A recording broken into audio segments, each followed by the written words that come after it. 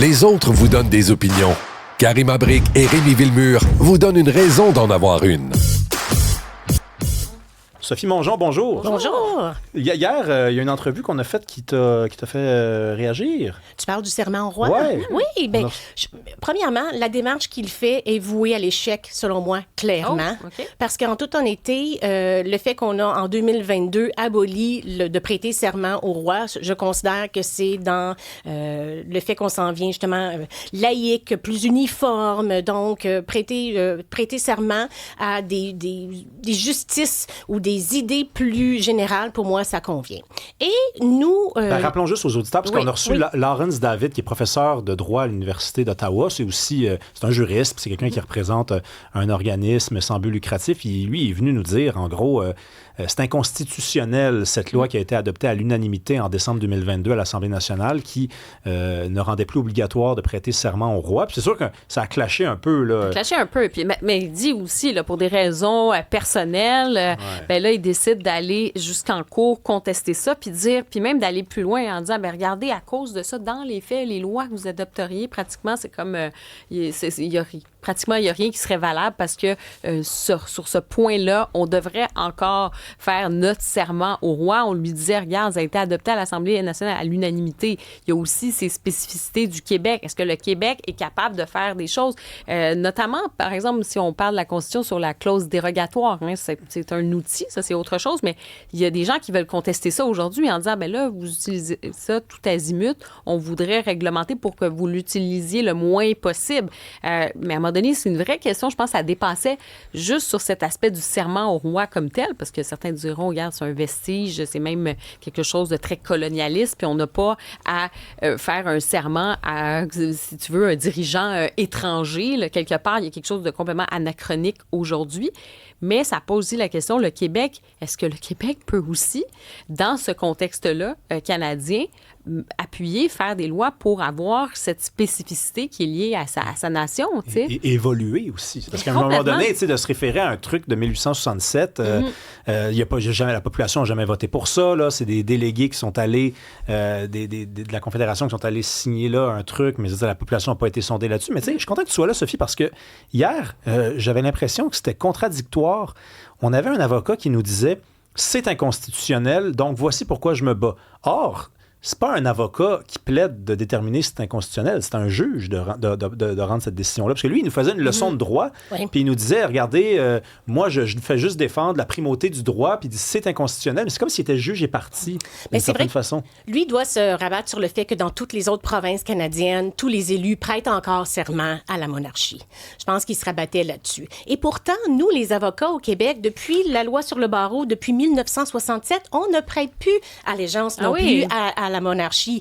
Mais il y a d'autres provinces qui le font encore. Mais plusieurs autres ont décidé d'abolir tout ça. Donc, la Colombie-Britannique, Saskatchewan, l'île du Prince-Édouard et le Québec, on ne prête plus les avocats serment, justement, au roi. Je ne savais pas que vous faisiez ça avant non plus. Enfin, il y a plusieurs depuis années 67, de ça. on le fait mais plus, c'est ça, là. mais je veux dire, ça se passait quand même, là. Fait que je trouve ça particulier que l'avocat ici du Québec va contester le fait qu'on ne prête plus allégeance. Ouais. Donc, morale de l'histoire, ce qui est intéressant, c'est qu'en même temps, cette semaine, il y a un avocat albertain qui a saisi c'est l'Alberta qui a saisi la Cour suprême pour trancher sur ce débat-là.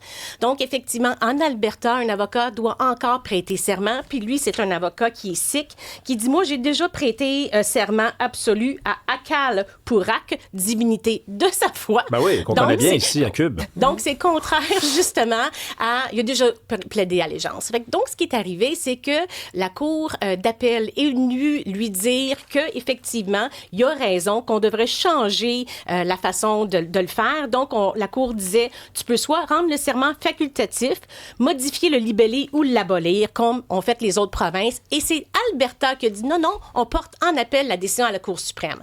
Donc, selon moi, la Cour suprême devra se trancher pour le serment des avocats, mais ça va avoir une implication clairement sur la requête que cet avocat-là a faite la Cour supérieure pour les élus élus de l'Assemblée, parce que la Cour suprême va venir trancher toutes les libertés, donc va mettre le ton pour les prochaines années en tout ce qui a rapport à l'allégeance à la monarchie. Donc, on va avoir un changement, selon moi, quand ce jugement-là va sortir. Mon Dieu, il aurait pu aussi se joindre à J'allais dire à ce combat-là là-bas. Hein? Peut-être qu'il y a le goût, il aurait le goût, lui, de prêter allégeance comme Donne-lui avocat. pas l'idée de faire ça. Est-ce que t'aurais...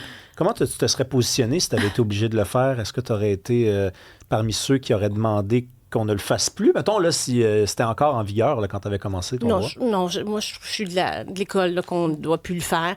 D'ailleurs, je ne sais même pas encore pourquoi qu'on est tous encore avec la monarchie. Je pense que c'est le temps de changer un peu tout ça. Fait rigolo, j'ai étudié aux États-Unis quand j'étais jeune au primaire et le premier 5 minutes était dédié à l'allégeance au drapeau américain. Okay. Donc, on se levait, on mettait notre main sur notre cœur, puis on disait « I pledge allegiance to the flag of the United States of America ». Ah, ça, c'est sur le patriotisme. Oui, exactement. C'est pas pour rien que les Américains, ils sont quand même, peu importe, je veux dire, leur divergence d'opinion politique, ben, ils se sentent quand même tous américains. En tout cas, c'est pas encore dans le programme de personne en ce moment en campagne électorale. Je confirme. Hey, on va parler de la rentrée, parce que là, les jeunes retournent à l'école à la fin août.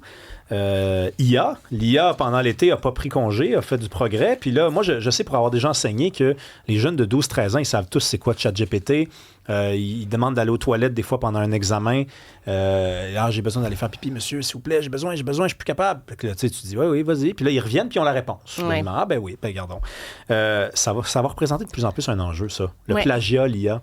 Bien, ça va un petit peu plus loin qu'à l'époque quand on écrivait dans nos mains ou sur nos cuisses ou on collait quelque chose en dessous de notre efface. Hein? Moi, je me rappelle, je ne cacherai pas, là, on a tous triché un petit peu. Là, la formule mathématique qu'on se rappelle jamais là, était quelque part dans notre coffre à crayon. Hein? Ça, c'est clair. Sur les effaces, on écrivait. Et on avait une efface, là, puis tu sais, il y avait l'espèce de petit morceau de plastique au milieu, puis tu écrivais toutes les réponses tout petit là, en fourmi, puis tu mettais ton petit morceau de plastique. Ça, toi? Ben oui. Oh, comme ça, les deux extrémités de ton efface étaient comme intactes. Oui. Puis là, dès que le prof passait à côté de toi, il voyait ton efface. Puis il disait, c'est une efface. Puis là, dès qu'il s'en allait, t'enlevais le petit. Ou tu mettais un petit C'est un papier ami roulé. que je connais qui faisait voyons ça. donc, Un petit papier roulé dans ton crayon. Mais le je barreau, faisais pas ça, là. Mais j'ai eu des bonnes notes au barreau. Il n'y avait pas l'intelligence artificielle, puis je vous le promets que j'ai pas triché. Donc, c'est l'intelligence, ça s'appelait l'IM, l'intelligence manuelle à on l'époque. n'avait vraiment pas le choix. Mais là, c'est difficile parce qu'on ne peut pas se battre contre l'intelligence artificielle.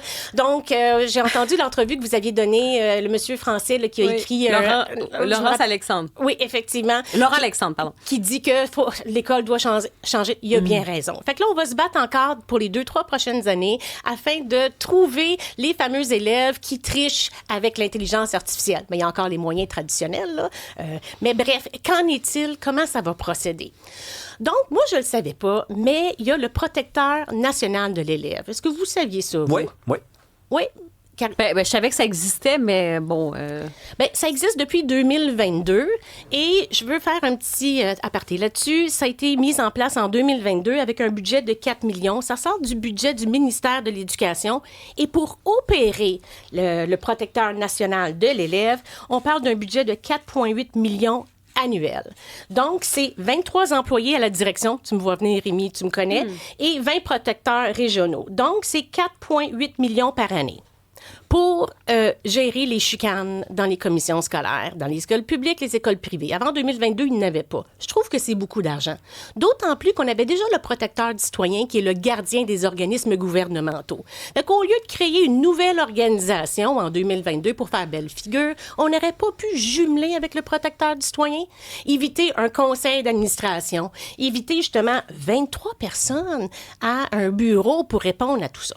Bref, j'ai rien contre la vertu, mais je voulais quand même passer un petit commentaire là-dessus. Mais je pense qu'ils font pas juste, par contre, s'occuper des chicanes. Là. Quand ils ont produit des rapports, c'était vraiment pour prendre la défense aussi des élèves, des conditions d'études. Ils allaient même jusqu'à se positionner sur les infrastructures, la moisissure également dans les toilettes. Donc, c'est un mandat qui est quand même élargi.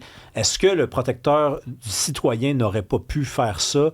je suis tenté d'abonder dans le même sens que toi. C'est un bon petit débat à avoir, en tout cas. Ouais, Mais donc, qu'est-ce qui se passe? C'est que le protecteur national de l'élève n'a pas de pouvoir coercitif. Ce n'est que simplement un ombudsman. Donc, malheureusement, lorsque l'élève ou le parent veut avoir justice, il doit quand même saisir les tribunaux des cours supérieurs. OK? Et le protecteur national de l'élève n'a aucun pouvoir sur les universités. Donc, il y a quelques jugements qui ont été rendus à la Cour supérieure concernant les universités, parce que là, c'est un peu plus sérieux. Donc, effectivement, que j'ai manqué un cours où j'ai triché là, dans un examen qui comptait pour 10 et la majorité des personnes ont perdu parce qu'il y a très peu... la Cour supérieure va exercer beaucoup de retenue envers les décisions qui ont été rendues par les commissions scolaires un petit peu plus bas.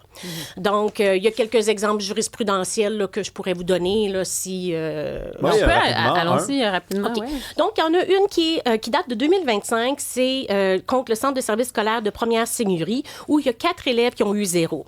La première élève, qu'on va appeler élève A, a fait le travail, est en équipe avec l'élève B. L'élève B a montré à l'élève C et D le travail. Donc, finalement, c'est un travail quasiment identique pour les 4. Je me rappelle de cette histoire-là. Oui, donc pour les 4. Et donc, l'élève A est venu dire, moi, je n'ai pas triché. Elle s'est retrouvée jusqu'à la Cour supérieure. Et la Cour supérieure a donné raison à la commission scolaire en disant, peut-être que A n'a pas triché, mais morale de l'histoire, on n'est pas capable d'évaluer, finalement, aucun des élèves parce qu'on ne sait plus qui dit vrai, qui dit faux. Fait qu'on y avait quand même donné l'opportunité de se reprendre et elle n'a pas voulu parce que reprendre, c'est admettre qu'elle avait plagié. Et ça comptait juste pour 1,5 de l'année. Fait que c'est une perte d'argent puis c'est une perte de temps mon Dieu. que je considère. Mais c'est ça le punch dans l'histoire, parce que je me rappelle quand c'était sorti, je me disais, hey, boy, c'est quand même spécial là, que ça se ramasse devant des tribunaux, une histoire de classe d'école comme ça, et c'était juste pour 1,5 point de pourcentage dans le bulletin. Là, tu te dis, tabarnouche, il y a du monde qui aime ça, se battre devant les tribunaux, kidnapper le système. Le principe. Hey, parle-nous de... Ça, c'est une statistique, ça me fait capoter, ça. Ça date d'avril 2026. On a sondé 5700 enseignants. On leur a demandé, est-ce que ça vous est déjà arrivé de recommander à un élève, ou enfin qu'un élève double, et que finalement vous constatiez qu'il n'est pas doublé, et c'est la moitié, c'est 42% qui affirment que certains de leurs élèves ont été promus au niveau supérieur malgré des recommandations contraires. Là, quand on se demande pourquoi le niveau baisse, là, ben, je pense qu'on a un bon indice ici. Ben oui, parce que ça fait en sorte que les élèves qui sont promus fait en sorte que le professeur subséquent n'a pas des élèves devant lui ou elle qui n'a pas les qualifications pour passer les examens, etc. Donc, ça crée du retard. Donc, par pure pression des parents ou de l'école, ben, à ce moment-là, on crée un décalage pour les années subséquentes. D'ailleurs, dans les 44% des profs là, au primaire qui ont eu de la pression pour changer, on parle de modifier le résultat de l'élève, donc faire en sorte qu'il n'est plus en échec, ou offrir un travail compensatoire, donc ça devient inéquitable pour les autres, ou de réduire les exigences des évaluations. T'es trop dur, sois donc plus fine ou plus fin dans ton évaluation. Mais pourquoi on cède à cette pression-là? Y a-t-il des poursuites? Je veux dire, on est-tu menacé de poursuites? Est-ce qu'il y a des... Tu sais, c'est comme collectivement, c'est quoi l'avantage à ça? Donc, il doit y avoir des pressions pour qu'on cède? Bien, c'est pour éviter du trouble, hein? Comme un parent, à un certain moment donné, quand l'enfant dit « Maman, tu finis par céder. » là. Donc, je pense que c'est pour éviter de la chicane, faire faciliter et faire passer les élèves à d'autres niveaux, puis... Je pense par souci d'équité, bref. Non, mais la réponse est dans la question. Parce que ta question, c'est pourquoi collectivement on fait ça, si collectivement on n'a pas d'avantage, mais c'est parce qu'on ne réfléchit plus collectivement. C'est qu'individuellement, as-tu pensé à la souffrance de ce jeune-là de redoubler? T'as-tu pensé à ça, carrément? Tu y penses pas, hein? Mais il y a du monde qui y pense en tabarnouche, qui y pense même plus qu'au bien-être de la prochaine population de citoyens, de travailleurs qui vont arriver, outillés ou pas, pour faire face à la vie, puis pour remplir leurs fonctions sur le marché du travail. Oui, mais en même temps, c'est une autre affaire aussi, l'impact sur le décrochage scolaire aussi, parce que peut-être tu penses que tu vas gagner du temps, puis oui, finalement, on le fait passer, mais la personne accumule des retards, puis à un moment donné, la motivation, ça peut être compliqué, ça peut être difficile. Là. Mais je comprends. Mais on est rendu à une époque où maintenant, on donne plus juste des rubans ou des médailles à ceux qui gagnent, on donne des rubans et des médailles de participation.